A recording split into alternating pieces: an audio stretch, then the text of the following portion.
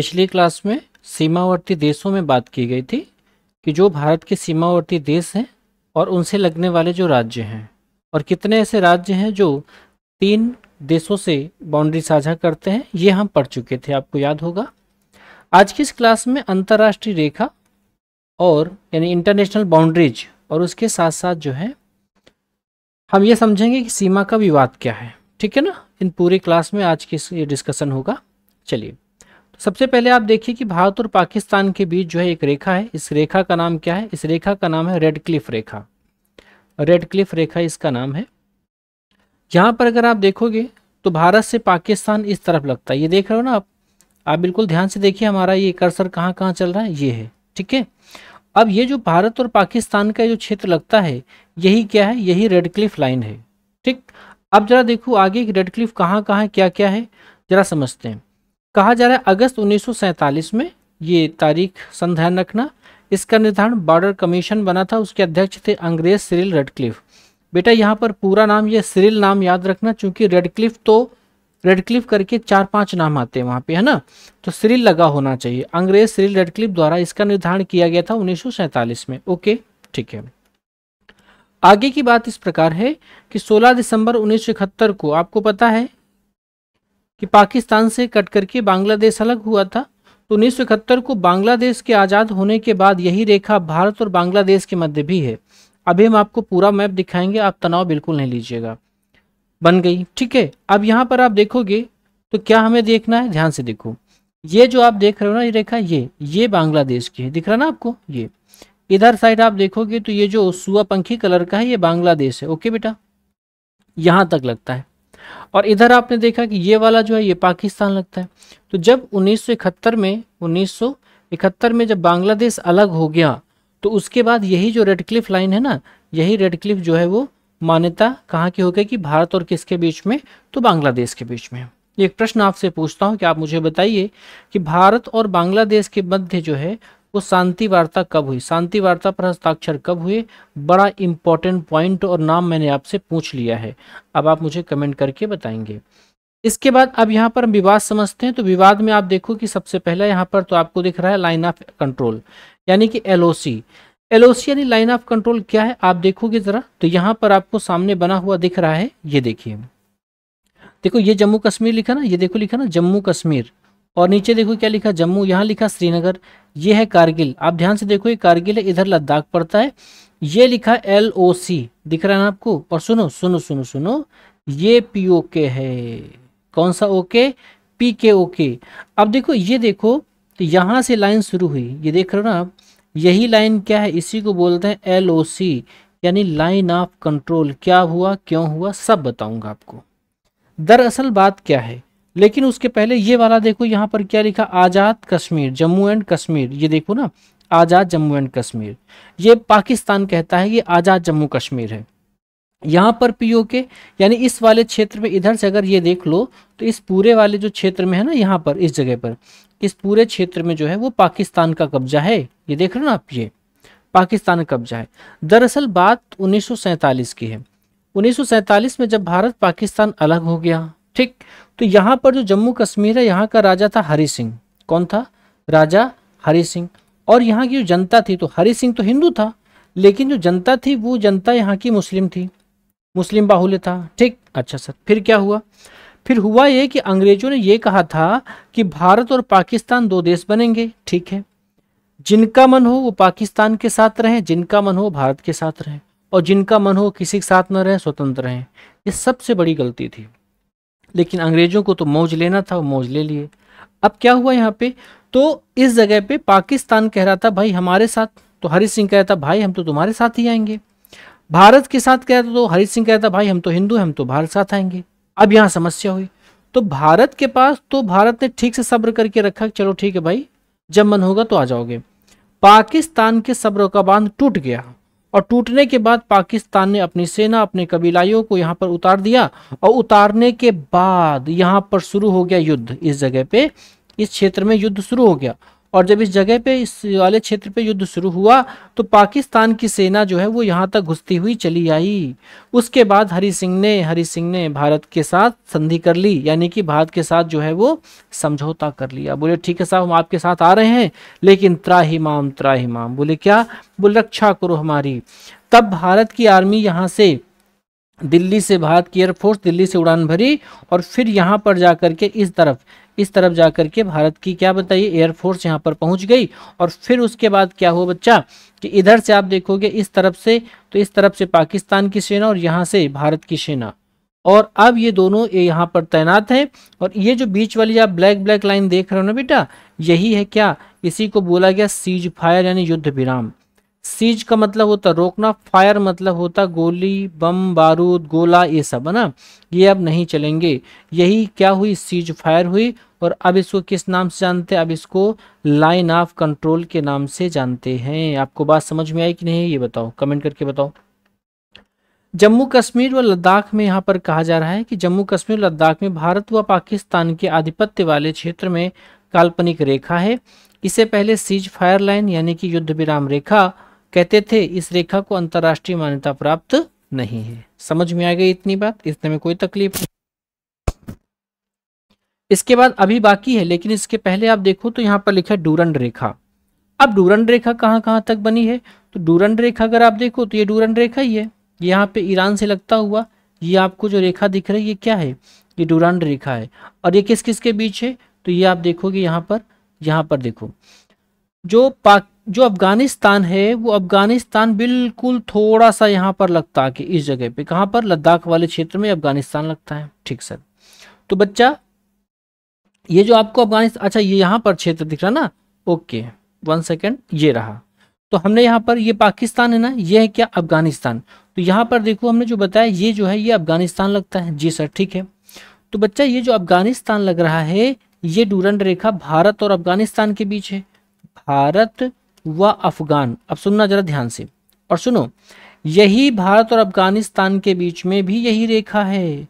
भारत और अफगानिस्तान के बीच में, साथ साथ भारत और पाकिस्तान के बीच में भी यही रेखा है बच्चा। ये बात बहुत महत्वपूर्ण जो मैं आपको बता रहा हूं, यानी कि जो डूरंड रेखा है वो भारत और अफगानिस्तान के मध्य तो है ही है, लेकिन भारत और किसके मध्य है, पाकिस्तान के मध्य भी है। क्यों, क्योंकि पाकिस्तान 1947 के पहले तो भारत का हुआ करता था ना, बोलो। और ये जो रेखा है ये 1947 के पहले निर्धारित हुई थी कि अफगानिस्तान और भारत के अलग होगी। तो पाकिस्तान उस समय इसी के साथ में था, भारत के साथ में। इसलिए क्या हुआ कि ये जो रेखा है ना, ये भारत और पाकिस्तान के मध्य भी हो गई। संभवतः आपको पूरी बात ठीक से समझ में आ गई होगी। यहाँ लिखा है भारत व अफगानिस्तान के मध्य, भारत व अफगानिस्तान के मध्य की रेखा है, जो कि कहाँ पर है, पीओके में है। पीओके का मतलब हुआ पाक ऑक्युपाइड कश्मीर, यानी पाक अधिकृत कश्मीर। इस रेखा का निर्धारण 1893 में अंग्रेज डूरंड द्वारा किया गया था। समझ रहे हैं, भारत व अफगानिस्तान के मध्य भी यही रेखा है, ये कह रहा है, क्योंकि तब पाकिस्तान जो है वो भारत में ही था। आपको समझ में आ गया, ठीक है। इसके बाद मैकमोहन रेखा जो है वो कहाँ पर है, वो भारत और चाइना के मध्य में है, मैकमोहन। ठीक है, तो आप देखो जरा, जो मैकमोहन और भारत चीन के मध्य, चूंकि आपको ये बता दूं कि जो इधर वाला ये क्षेत्र हुआ करता था, ये इसको बोलते थे, इसकी कौन सा है, तो ये तिब्बत वाला है। अब चीन ने इसको कब्जा कर लिया है, तिब्बत वाले क्षेत्र को, ये देख रहे हो ना। तो अब इसकी जो मेन बाउंड्री है, वो मेन बाउंड्री यहाँ पर लगती थी अरुणाचल प्रदेश में, इस जगह पे। समझ रहे हो, ये मैकमोहन रेखा है, आप समझ पा रहे हैं ना जी, अरुणाचल प्रदेश में। लेकिन हुआ क्या, आप ये समझो, ये देखो लिखा 1962 में क्या किया कि इस चाइना ने इस तिब्बत पर आधिपत्य कर लिया यहाँ पर। समझ रहे हो ना, अब ये पूरा तिब्बत किसका हो गया, चाइना का हो गया। तो चाइना ने क्या किया, भारत में जो है वो घुसने का प्रयास किया। आपको दिखेगा, तो ये आप देख लो, ये वाला जो क्षेत्र है ना, ये वाला, ये आक्साई चीन है। ये जो मैं आपको देखो, ये मैं ब्लैक ब्लैक कर रहा हूँ ना, ये आक्साई चिन्ह है। चिन्ह मतलब ठोड़ी होता ना, जो ओठों के नीचे होता है, ये देखो ना, ये आक्साई चिन्ह कहते हैं इसको। यानी कि अगर हम देखें तो यहाँ पर जो है, यहाँ पर पहले क्या लगता था, तिब्बत लगता था। तो एक तो ये हो गया भाई, यहाँ पर आप देखो ये वाला। उसके बाद एक तो हो गया, क्या बताइए, यहाँ पर सिक्किम, देख रहे हो ना, ये वाला देखो 17 जहाँ लिखा। उसके बाद आप ये देखो तो अरुणाचल प्रदेश में थोड़ा, यानी कि पहली बात तो ये है कि चाइना की जो बाउंड्री है वो 3 हिस्सों में अब भारत से लगती है। यहाँ पर ये वाली एक यहाँ पर ये हो गई जो कि लद्दाख और आप देखोगे हिमाचल प्रदेश और उत्तराखंड से है। दूसरा आप देखोगे तो इस जगह मैंने आपको सिक्किम वाले क्षेत्र में दिखाया और यहाँ पर अरुणाचल प्रदेश में। ठीक, अब सुनना जरा ध्यान से क्या हुआ। भारत व चीन के मध्य 1919 में अंग्रेज हेनरी मैकमोहन के नाम पर, किसके नाम पर, मैकमोहन के नाम पर इस सीमा का निर्धारण हुआ। ठीक है, चाइना ने इसे कभी माना नहीं और यह अरुणाचल प्रदेश में स्थित है, जो मैंने आपको शुरुआत में बता दिया। अब आप देखो यहाँ पर अभी इसकी दिक्कतें क्या हैं वो भी आपको बताऊंगा, लेकिन थोड़ा सा आप पहले ये समझ लो, फिर मैं वहां पर बात करता हूँ। इंडिया और म्यांमार के बीच में बढ़िया बॉर्डर है, आराम से आवाजाही है। यहाँ पर आप देखो तो म्यांमार के साथ में यहाँ पर अरुणाचल प्रदेश, नागालैंड, मणिपुर और मिजोरम, तो ये 4 राज्य जो है वो म्यांमार साथ लगते हैं और यहाँ पर मुफ्त आवागमन सुविधा है, यहाँ पर कोई ऐसी दिक्कत वाली बात नहीं है।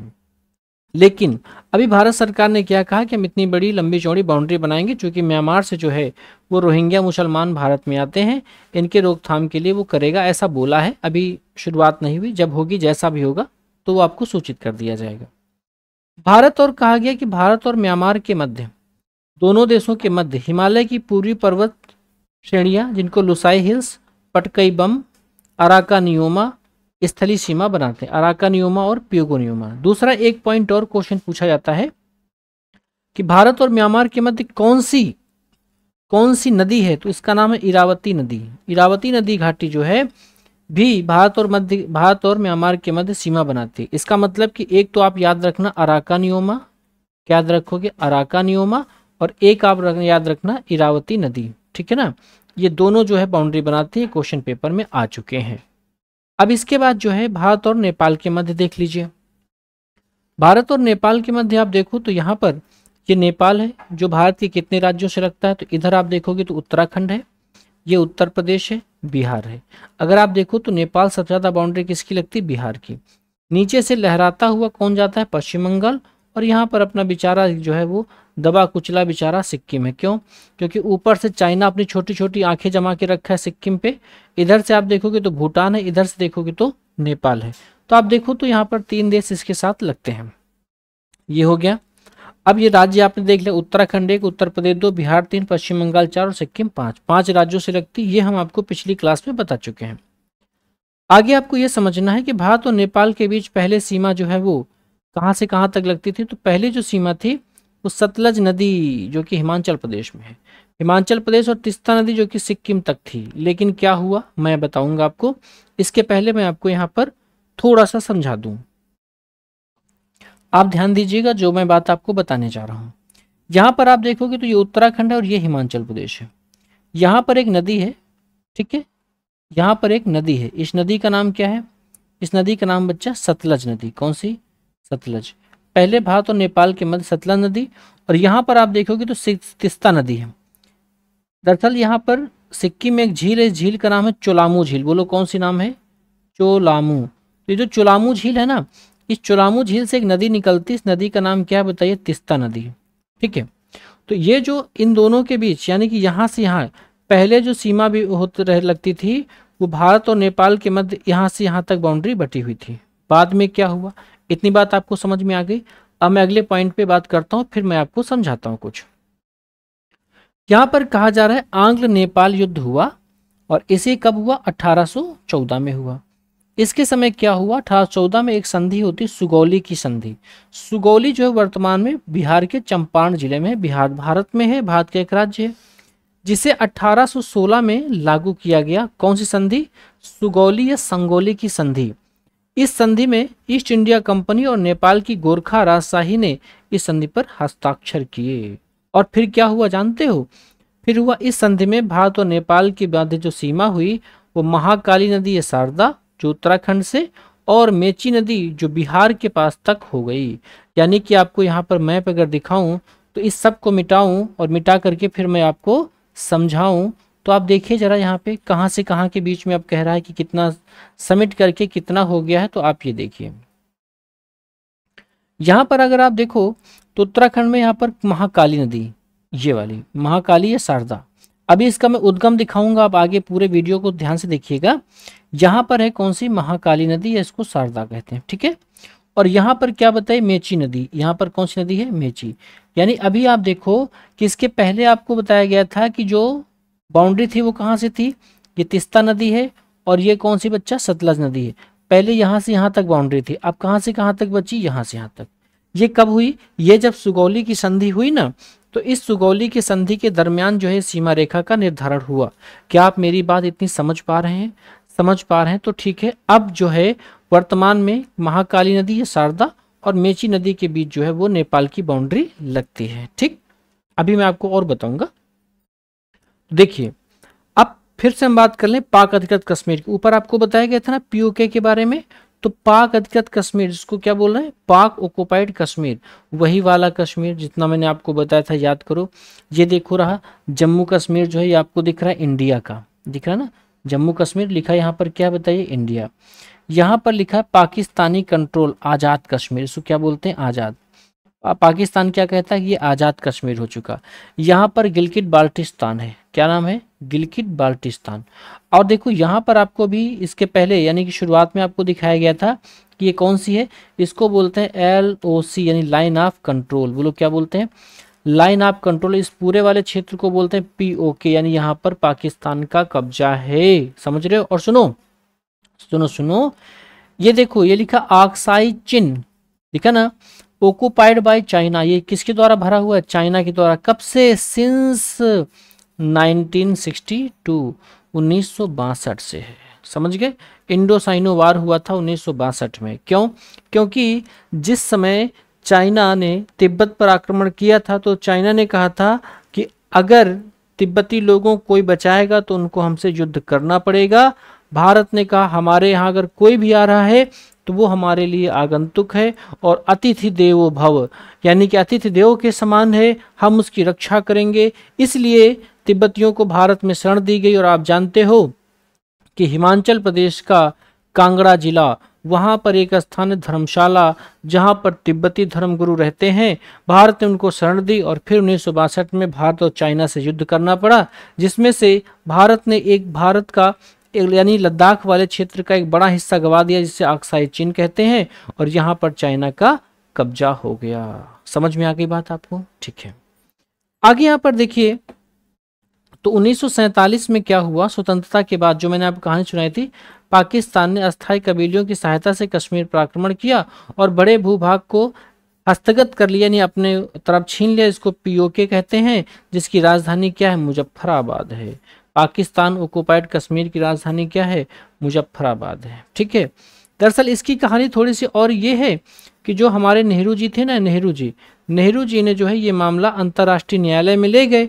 तो अंतर्राष्ट्रीय न्यायालय जिसका मुख्यालय द हेग नीदरलैंड में है, तो उसने कहा देखो भाई ऐसा करो कि पाकिस्तान अपनी सेना पीछे कर ले। जैसे हमने भी आपको बताया कि ये वाला जो दिख रहा है आपको, ये क्या है, ये LOC है ना, जिसको सीज फायर कहते हैं। तो उसने यही कहा कि भाई पाकिस्तान अपनी सेना पीछे कर ले, भारत अपनी सेना पीछे कर ले। तो भाई भारत ने कहा पाकिस्तान तुम पहले पीछे करो, क्योंकि तुम धोखेबाज हो। तो पाकिस्तान ने कहा अगर हमने अपनी सेना पीछे कर लिया और तुम घुसपैठ कर गए तो बोले हाँ, फिर तुम उधर डटे रहो और हम इधर डटे। तो भारत की सेना इधर से डटी हुई है, पाकिस्तानी सेना इधर से डटी हुई है, और ये आज तक बस चलता आ रहा है, इसका निस्तारण आज तक नहीं हुआ है। समझ में आ गई आपको बात पूरी। चलिए अगला लिखा लाइन ऑफ एक्चुअल कंट्रोल, ये चाइना के साथ में है। लाइन ऑफ एक्चुअल कंट्रोल किसके साथ में है, तो बेटवा ये चाइना के साथ में है। यहाँ लिखा LAC वास्तविक नियंत्रण रेखा। आप देखो तो यहाँ पर जो LAC है ये आपको दिख रहा है, जो आक्साई चीन है, इसकी कहानी आप ऊपर सुन चुके हो। ये 1962 के युद्ध के दरमियान ही ऐसा हुआ था। आक्साई चीन आपको दिख रहा ना, ये वाला, ये लद्दाख का ही तो क्षेत्र है जो किसके कब्जे में है, जो चीन के कब्जे में है। समझ रहे हो। अब आपको मैं थोड़ा और मैप दिखाऊंगा, अगला वाला आप देखेंगे तो ज्यादा बेहतर समझ में आएगा। यह रेखा कह रहा है 1962 में भारत और चीन के युद्ध के बाद, जहां दोनों देशों की सेनाएं तैनात थी, को निर्धारित कर दिया गया। अब यह लद्दाख में POK व अक्साई चीन को चाइना से अक्साई चीन को अलग करती है। यानी कि जो LAC है यानी लाइन ऑफ एक्चुअल जो कंट्रोल है, और आपने देखा LOC तो LOC जो है वो पाकिस्तान के साथ में, LAC किसके साथ में है, तो यह चाइना के साथ में है। और दोनों के साथ युद्ध के बाद ही रेखाएं बनी हुई हैं। बाकी अगर शुरुआत में देखा जाए तो मैकमोहन रेखा बनाई गई थी भारत चीन के मध्य में, और भारत और पाकिस्तान के मध्य में रेडक्लिफ रेखा बनाई गई थी। आप देखिए तो यहाँ पर सियाचिन ग्लेशियर के आप दर्शन करेंगे। ये देखिए, मैं बार बार आपको दिखाना चाह रहा हूँ, ये है लाइन ऑफ कंट्रोल, ये देख रहे हो ना, ये है लाइन ऑफ कंट्रोल, ये देखो, ठीक है, ये लाइन ऑफ कंट्रोल है। पाकिस्तान ऑक्युपाइड कश्मीर लिखा हुआ है, यहाँ राजधानी इसकी मुजफ्फराबाद दिख रही है, पाकिस्तान है, इस्लामाबाद है, यहाँ पर श्रीनगर है, यहाँ पर एक क्षेत्र है कारगिल, ये देख रहे हो ना आपका, ये है कारगिल, ठीक है। ये सक्सगाम वैली है, यहाँ पर देखो सक्सगाम वैली जो है वो सियाचिन ग्लेशियर में ही है। दुनिया का तीसरा ध्रुव यही तो है सियाचिन, यही सियाचिन ग्लेशियर है, सुन रहे हो ना। और दुनिया का सबसे बड़ा युद्ध स्थल भी है। और सुनो मेरी बात सुनो, और ये जो लिखा ना सक्सगाम घाटी, क्या लिखा है, सक्सगाम घाटी, ये नालायक पाकिस्तान ने अपने नालायक बच्चे पाकिस्तान ने किसको पता है, गिफ्ट दे दिया। क्यों? क्योंकि पापा की है ना, कौन, भारत की है, तो भारत का इन्होंने किसको दे दिया, इन्होंने चाइना को दे दिया। बोले भाई ले जाओ गिफ्ट, हमारे पिताजी की है, ले जाओ, दे दिया था, समझ रहे हो ना। ये लेह है जो लद्दाख की राजधानी है, लेह, समझ रहे हो। एक स्थान यहाँ पर कारगिल दिख रहा है और यहाँ पर है सियाचिन ग्लेशियर। क्या आपको बात समझ में आ रही, इतनी बढ़िया समझ में आ रही। अगला देखिए, यह लद्दाख के लेह जिले में काराकोरम रेंज में स्थित विश्व का सबसे ऊंचा युद्ध स्थल है। ये किसकी बात हो रही है, ये सियाचिन ग्लेशियर की बात हो रही है। इसे पृथ्वी का तीसरा ध्रुव कहते हैं। सियाचिन को सफेद पानी के नाम से जाना जाता है, पेपर में कई बार आ चुका है। यहाँ पर बहुत इंपॉर्टेंट पॉइंट लिखे हुए हैं, क्योंकि कह रहा है इसमें हमेशा बर्फ जमी रहती है। इसमें पाकिस्तान और चीन घुसपैठ करने की कोशिश करते हैं कि सबसे ऊंचा युद्ध स्थल है, अगर हम इसमें घुसपैठ कर ले गए तो फिर भारत को जो है वो नीचा दिखा सकता है। नीचा दिखाने का मत तात्पर्य ये हुआ कि फिर जो है, चूंकि ये दोनों ऊपर हो जाएंगे ना, युद्ध स्थल सबसे ऊंचा युद्ध स्थल है कौन सा, सियाचिन। 2005 में मनमोहन सिंह जो थे वो पहले प्रधानमंत्री थे जो यहाँ पर गए थे सियाचिन ग्लेशियर में। ये देखिए हमारे जो, यानी इसके पहले कांग्रेस के प्रधानमंत्री थे मनमोहन सिंह 2005 में। इनका कार्यकाल कब से कब तक रहा है, तो आपको पता होना चाहिए कि 2004 से लेकर के 10 साल जोड़ दो, 2014 तक इनका कार्यकाल रहा है। तो ये जो है पहले ऐसे हैं। 1984 से भारत का इस पर नियंत्रण रहा है, ये क्वेश्चन पेपर में आ चुका है और हमने ऑब्जेक्टिव भी करा चुके हैं आपके, है ना। 1984 से जो है भारत का नियंत्रण किस पर रहा, इसी सियाचिन ग्लेशियर पर रहा है, ठीक है।